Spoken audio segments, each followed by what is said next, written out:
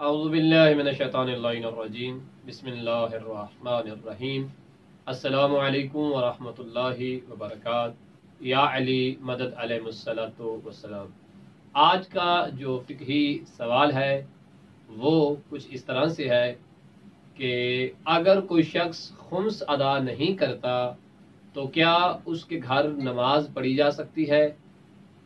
क्या उसके घर खाना पीना जायज़ है या जायज़ नहीं है?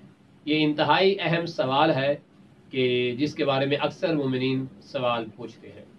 तो याद रहे कि जो शख्स खुम्स अदा नहीं करता वो बज़ाते खुद अगर उस घर में नमाज पढ़ता है जिस घर का खुम्स अदा नहीं किया गया तो उसकी नमाज जायज़ नहीं है, नमाज बातिल है।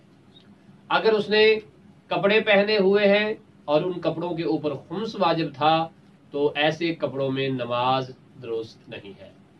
अब आया बाहर से कोई शख्स, उसके जो फैमिली मेंबर हैं, मसलन कज़न हैं या दीगर ख़ानदान के अफराद हैं जो उसके घर आए और खाना खाते हैं, तो क्या उनका खाना जायज़ है या नहीं?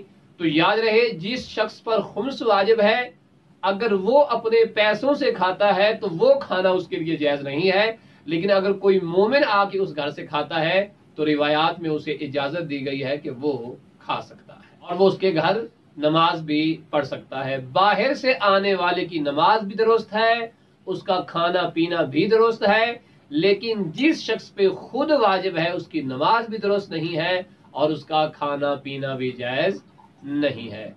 लिहाजा परवरदिगार हमें इल्म और अमल के साथ साथ खुम्स अदा करने की तौफीक अता फरमाए। व सल्लल्लाहु अला मुहम्मद व आले मुहम्मद।